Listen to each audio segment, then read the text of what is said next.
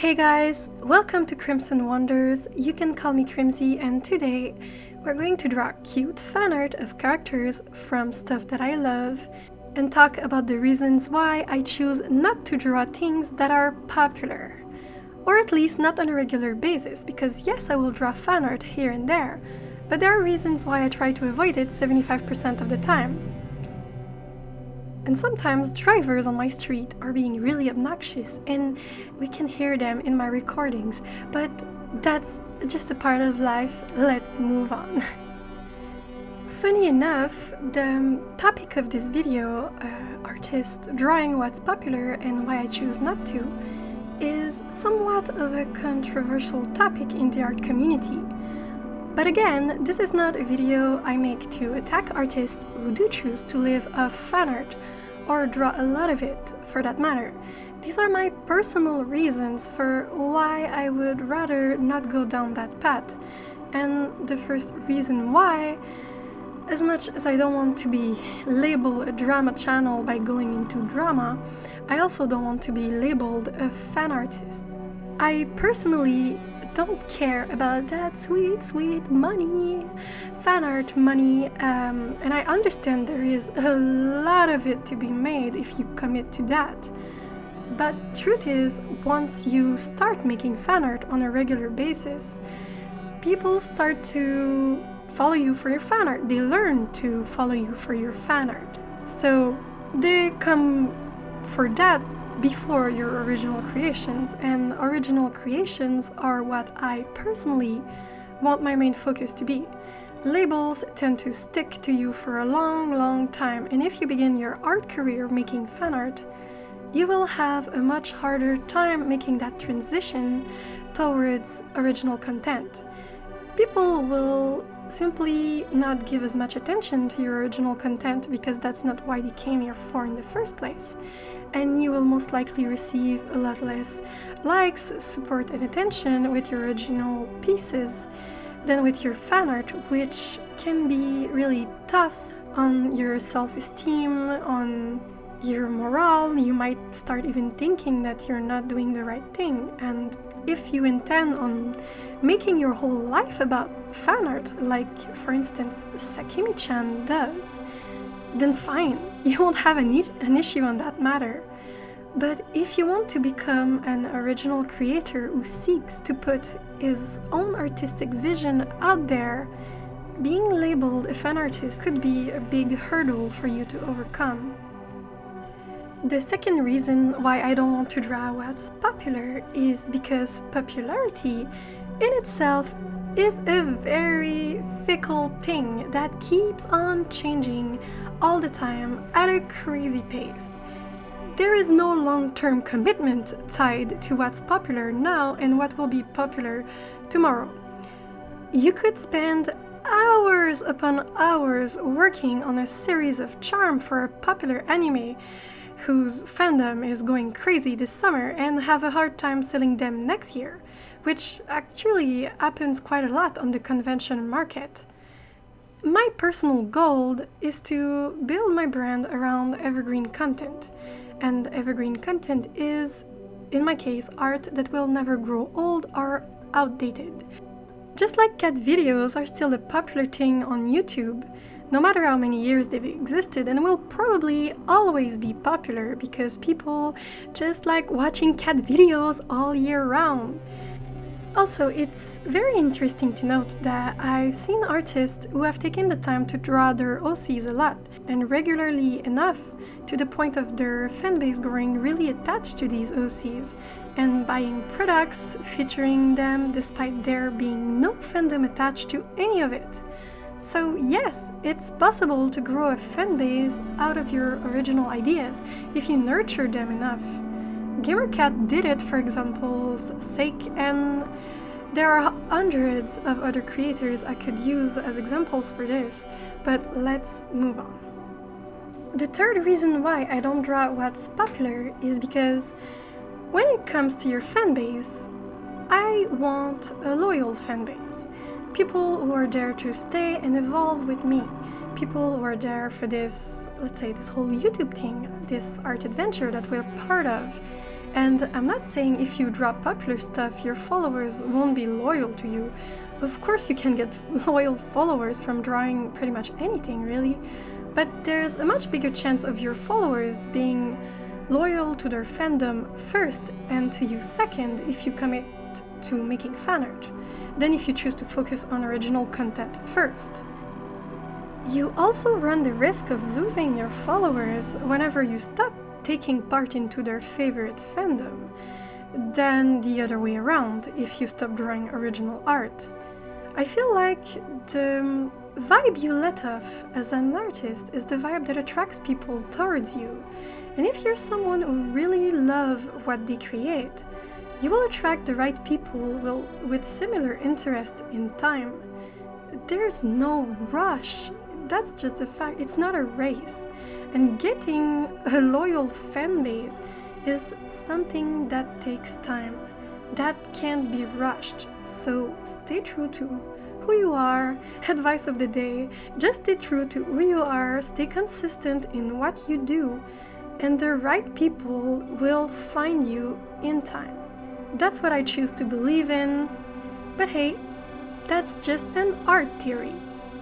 The fourth reason why I don't draw what's popular is because there's already so much of it that, yes, you do end up getting more exposure because more people are looking for that specific fan art, probably, but you also end up with a lot more competition in the end.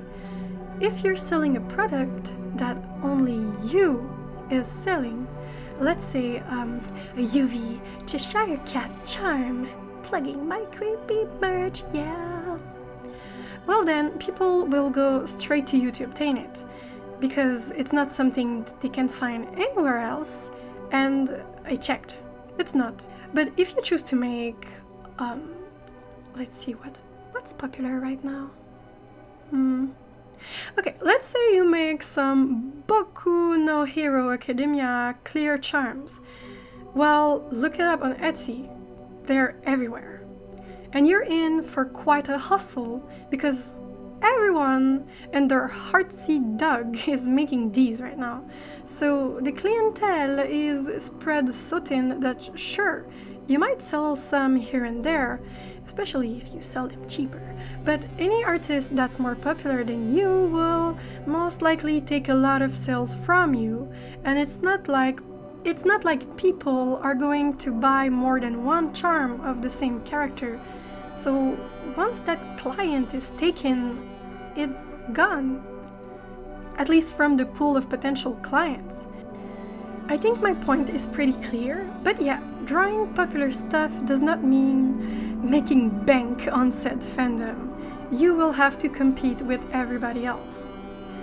My fifth and last reason why I don't draw popular stuff, and for this one I'm talking strictly about fan art, not just, popular stuff like witches and just kawaii animals and etc. etc. It's simply because it's not your IP. IP means intellectual property. You straight up put yourself into a situation of getting potential legal problems if you draw and sell stuff that is not your own IP. Most companies might not go after the small fries. Let's just be honest about it. If, you make money off of their IP and you don't make more than a couple $100, they're probably not gonna go after you. But then companies like Nintendo, Disney, Sanrio, they do not take kindly to this sort of practice and are very well known for cracking down on people selling fan art and bootleg products of their franchises. And believe me, you don't want Disney or Nintendo breathing down your neck for legal issues. You just don't. They will squeeze every penny you've ever made from them out of you and leave you dry as a raisin and afraid for your life. And yes, of course, I'm being overly dramatic, but would you personally take the risk if your old business depended on it? Most likely, you will only get a takedown notice, maybe get booted from the platform you're selling on, and that's it. But still, personally, again, it's my personal reasons after all. My dream is to one day live from my art. That's my everlasting dream I've had since forever, and live from my passion, and I will not willingly set this dream on fire for the sake of selling shirts with Elsa having a tea party with Peach and Hello Kitty. It's just not worth it to me. And that would be a terrible shirt idea to begin with. So yeah, these are my 5 reasons why I choose not to draw what's popular or seek to make a living with fan art. Of course, I will draw and maybe even sell the occasional fan art here and there, but I gave myself the rule to always keep 3/4 of everything I make original. And if I do ever get a bigger follower base in the future, I will probably stop selling it altogether and only draw fan art for fun at this point. Thank you for tuning in for this video, and a short disclaimer before we end things. I know this video is a week late. Actually, it's because I was working on an entirely different video about the whole BluePotionCo tracing scandal that happened last week or so, and also the bullshit apology that she made about everything and just excuses about everything.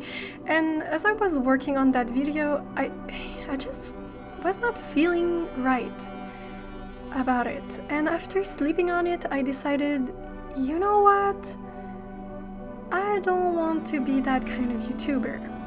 I know I mentioned in my video that I don't want to be a drama channel. I don't want to be labeled a drama channel as much as I don't want to be labeled a fan artist. And it just does not make me feel good to drag another artist through the mud, even though they do deserve it. I just don't want to be this person. And I don't want my channel to become a drama channel, and I understand that I do enjoy watching this sort of content. And these channels that cover drama they're legit to do so, because people have to talk about these things and raise awareness about these situations. But it's just not me, and it's not what I want to become.